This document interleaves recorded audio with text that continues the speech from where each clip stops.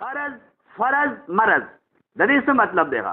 د دې مطلب دا دی چې کوم انسان نه موږ پاتې شوي نن سبا مونږ د نفلونو اهتمام کوو، صلات تسبیح دی، اشراق دی، اوابین دی، د شپې تراویح دی، دارنګې نور چې کوم دی نوافل دی، دا یو ښه کار دی، دا یو بهترین کار دی، ښه کار دی. لیکن قرض فرض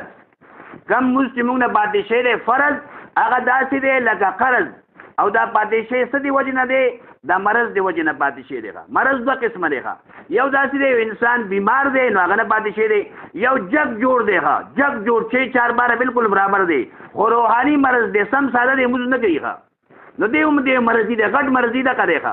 لکه دې روژې کې تاسو ګورئ ډېر کسان داسې دي که هغه ته تړی راولي جومات ته هغه نشي راویستی، ځان وژني، ځان شهیدان کوي، ځان وژني. دا هم یو مرض دی، انسان دا روحاني بیماری دی، هغې نه غټه ده. نو قرض فرض مرض کم فرض چې پاتې شوی دی نو هغه دی قرض، او دا پاتې شوی دی څه دی وجې نه؟ مرض دی وجې نه. لہذا موږ لپاره هم دا خیال پکار دی چې روژې میاشتې کې هر مسلمان سره وافر انداز سره ټیم دی، وافر انداز سره وخت دی. لہذا خپل هغه موضوعونه چې کوم موږ نه پاتې شوي دي د هغې هم اهتمام پکار دی، چې هغه ځوانۍ کې پاتې شوي دي او هغه فراغت کې پاتې شوي دي، جب جوړ موږ نه پاتې شوي دي، د هغې اوس موږ له اهتمام پکار دی چې خپل هغه قضا موضوعونه کوو. او چې څومره نوافل دي دا هم یو ښه کار دی، لیکن د دې نه انکار نشته دی، خو هغه لازم دي څومره نوافل دي د دې په باره کې پیټی نشته دی، هول نشته دی، او د هغې په باره کې سزا ده. نو لہذا دا عرض دی تمام مسلمانانو ته، زنانو ته، نارینهو ته، اعتکاف والو ته، غیر اعتکاف والو ته، مشرانو ته، هغې پورې چې یو سړی کټ کې پروت دی او په ناستې مونځ کوي یا په ملاستې کوي یا په اشارې سره کوي، هغه له هم دا مسله زده کول پکار دي چې په دې وخت کې خپل د قضا مزونو هم اهتمام پکار دی. او د قضا مزونو یو دغه چې کوم دی یعنی یو مز چې کوم دی د هغې فدیه هغه 100 روپۍ ده، 100 روپۍ. نو ورځې کې که ستا یې خوږ مزونه دي 6 نو 600 روپۍ د یوې ورځې شلیخا که یو سړی داسې حالت کې دی چې د هغې بیا فدیه ورکوي، او فدیه به څوک ورکوي؟ نو هغه مسله ډېره باریکه ده چې یو سړی د اشارې نه پاتې شو، داسې سر نشي خوځولی، کټ کې پروت دی، په ملاسته په اشارې سره مز نشي کولی، اوس به هغه فدیه ورکوي. او دا فدیه څو ده؟ د یو مز 100 روپۍ ده. نو ضربې چې 6 مزونه شلل دا 600 روپۍ شلي د یوې ورځې، او ضربې 30 600 ضربې 30 ځان پوه کوي بغیر د فیس 18,000 روپۍ شلي. د یوې میاشتې یو سړی فدیه ورکوي 18,000 روپۍ شلي. اوس صرف د کال حساب تاسو ته کومه 18,000 ضرب 12 2,16,000 دا صرف د یوې میاشتې یو کال ما تاسو حساب وکړو. که یو سړی فدیه ورکوي نو هغه د صرف د یو کال حساب کوي 2,18,000 روپۍ دا چې کوم دی دا به ورکوي. د دې وجې نه هر مسلمان له دا پکار دی چې خپل د مزونو وسره قضا مزونه تا ورځې کې 6 مزونه وکړو 600 روپۍ تا وګټلې،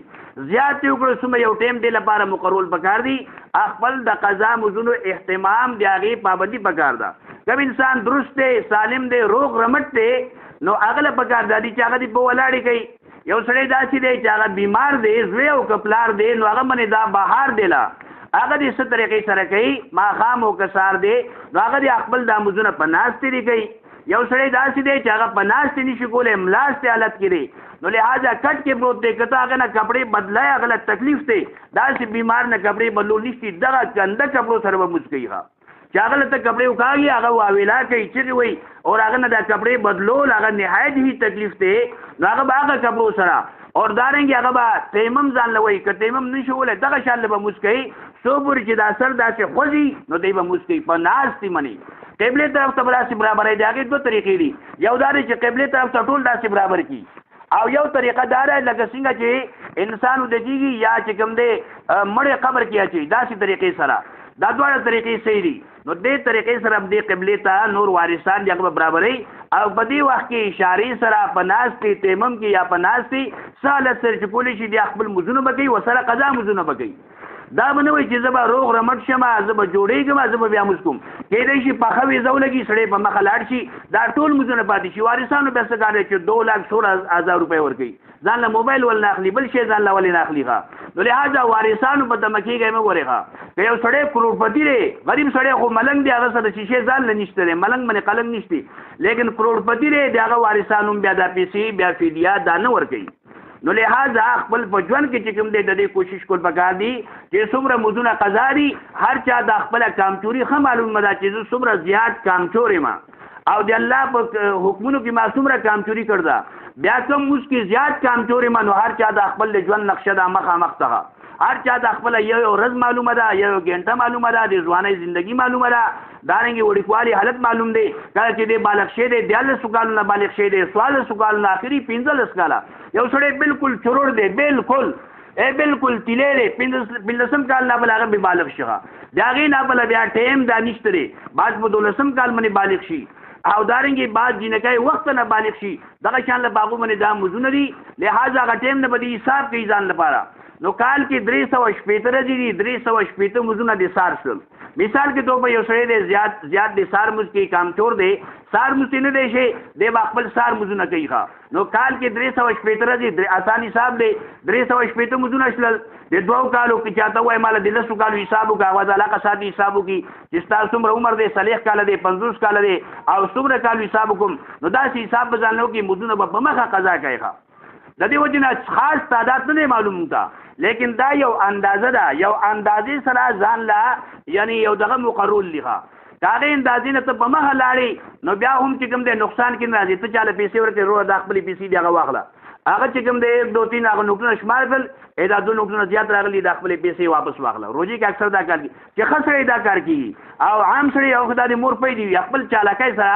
ما چې کوم د ماته دی روزي کې خیال کوي بس لري د 500 نوٹ ورکا تعالی چې کوم د ضروري حساب سره واپس راکې 500 لوټو یعنی هغه بدل سره پیسې واپس راکې سستا دي سودا بغټ کیږي نو بعض وخت هغه سړی چې کوم د کسو ودا د مور پې دی ښا پی شغلین پاکي هون هغه جیب کې واخلي بس د خپل چالاکای سره نو دا شي کی ګوري نو دا د یعنی یو څو پیسې واغسلې 500 زیاتې واغسلې لیکن ته نه بل زره لګي ښا هغه ککرای باندې هغه پیټه حبوت د قیامت پر ورځ ورکی دي اړ د میشته روزي چې نیول دي دا بل دغه حساب کې ورکی او دلته دی پیږي نه پیسې به د لزر لګي ښا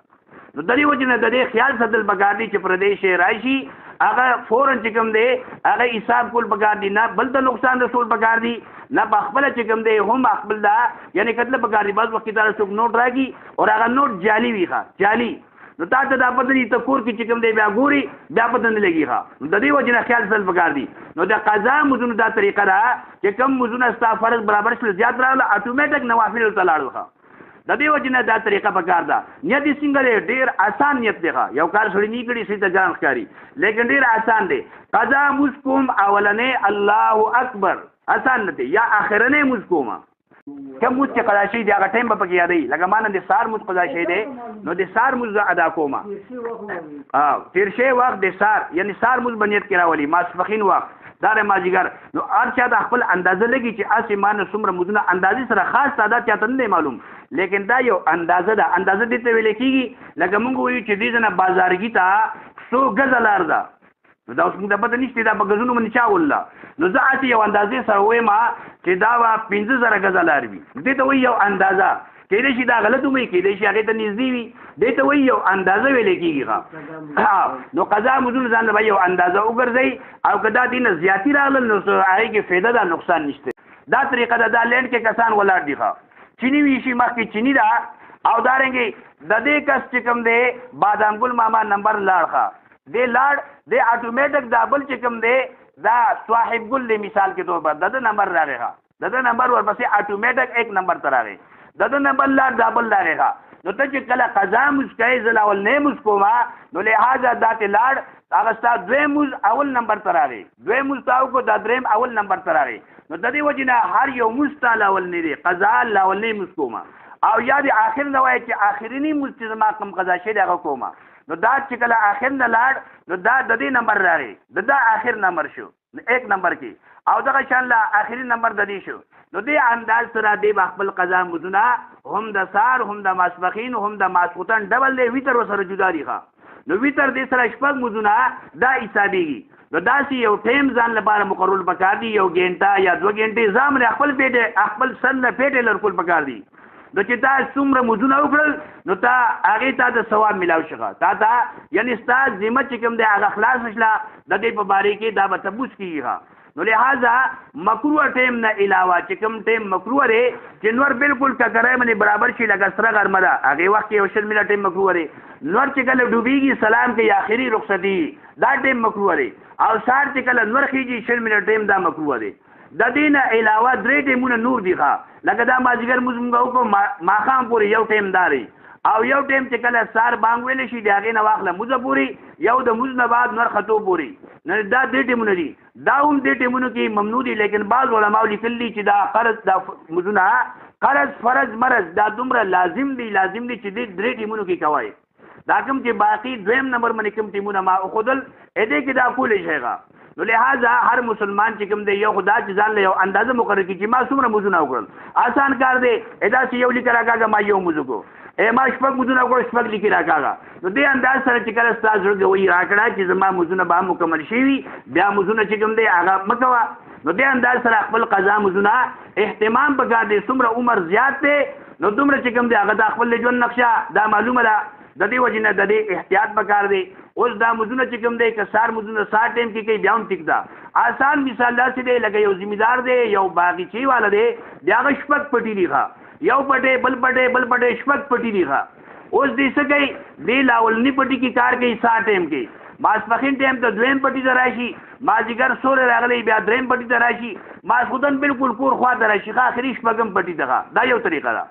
او دویمه طریقه دا ده چې دا ذمہدار وایي دا باغچې والے وایي چې لاولني پټي والا کار لاول نه خلاصو مخه فرض او دویم پټي ته ځم لاولني پټي کې کار مکمل کی نو دویم بیا پټي ته راشي کله چې دویم کار خلاص شي بیا دریم ته راځي بیا څلورم ته بیا پنځم دوه طریقې صحیح دي. نو که یو انسان داسې دی چې هغه وایي چې د سار مزونه کوم د سار ټایم کې ماسپخین والا ماسپخین وخت کې ماسپدن والا ماسپدن وخت کې دا طریقه هم صحیح ده. او که د ټولو ټیمونو کې یعنی سار نه واخله ماسپدن پورې ورځ شپه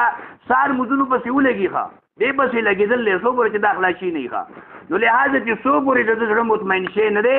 او دته زیات چې کوم دی دې باندې خوف دی چې ما نه سار مزونه زیات خلاصي دي نو لہذا سار مزونه ځان له خپل عمر حساب وکړي چې د یو کال 360 دي لسو کالو به سوي دغه شاندار چې دا خپله پته ده نو دې حساب سره اندازې سره مزونه کوي سار مزونه خلاصي بیا پسې د ماسپخین ته راشي. که ماسپخین د په ذمه باندې نه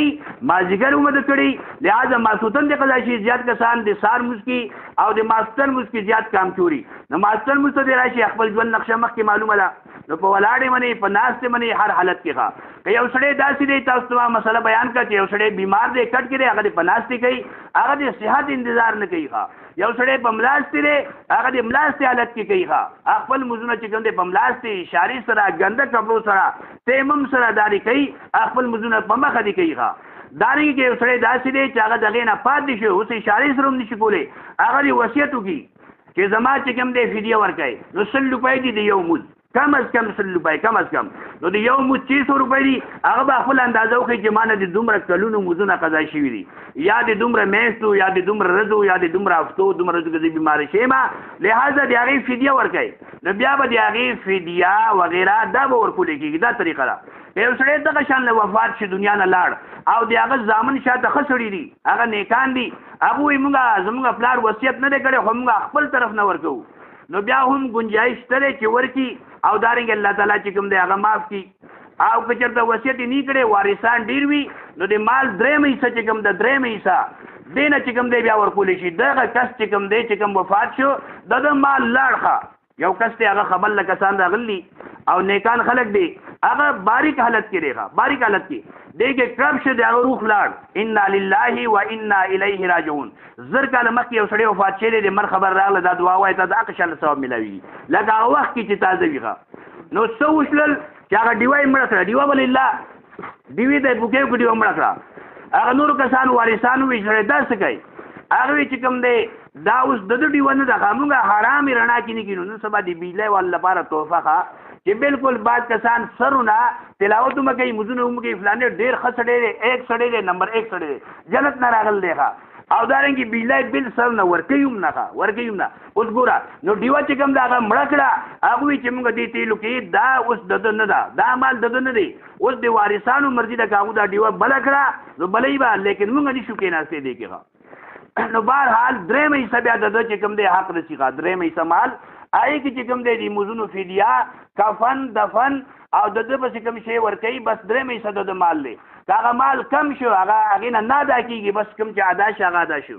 او کدی کې نابالغ کسوی نو دی هغه مال بنور کوي دی هغه اجازه را بي کی نو هغه هم نه قبليږي نابالغ کس میراثي دی هغه کې اجازه را بي کی هغه دی هغه یعنی اجازه معتبر دان دی او ګندان خپلان وارثان خپل خوشاله سره ټول خوشاله دي چې موږ خپل طرف نه ورکو درې میسي کې کارونه چې موږ خپل مال ورکو نو بیا ټول خوشاله سره چې کوم دی هغه ورکول شي لیکن مشترک مال نه دانشي ورکول بهرحال دا مسله ډیره زیاته اهم ده لازم ده چې فرض مزونه موږ له اهتمام پکار دی زنانو لپاره هم نارینو لپاره هم پکار دی او دارنګي چې چا په ذمہ باندې دا قضا مزونه وي هغه لپاره د دې اهتمام پکار دی دا سره د فرض او د وتر شته او دارنګي نور د دین علاوه چې کوم مزونه دي نو داري نشتی تا نه موږ سفر کې پاتې شي تا د پته د چې مان سفر کې موږ قضا شی او مان نه کړي لاغه به دوه رکعاته کوي او که سفر ته لاړې سفر ته او دا د موږ کور کې قاضي شی دی خپل علاقې کې پاتې شي نو ته به هلته مکمل قضا موږ کوي برابر بکای هلته به برابر کوي د سفر والا بدلته چې کوم دی دوه رکعاته کوي اوس که تا هغه زیات کوي یو سړی سفر ته لاړ وینه ځان نه بزرګ جوړو ما څلور رکعاته کوم دی ګناهګار دی الله طرف نه اجازه دی چې استاد موزو یعنی سنت درته بالکل معاف شلل او مستقای نو دا دوه رکعاته کوا نو لہذا دی با په دې باندې عمل کوي د الله طرف نه دا گیفت تحفه دا به قبول کی دی با دوه رکعاته دا مزبکی روزي مسله دا که سفر تلاړي هوایي جهاز کې رواني یا ریل ګاډي کې رواني یا قچر اسب رواني سفر کې دا اجازه دی چې خوراک کا کول شي لیکن قران دا وایي وان تصوموا خير لكم پروژه دیونی ولا دا تعالی پارا ډیره زیاته بهتره ده او دارنګي ډیره زیاته غوړه ده بهرحال دا ضروري مسله ده موږ ټول لپاره دې منی عمل اختیارول پکار دي الله دې موږ عمل کولو توفیق راکړي ربنا تقبل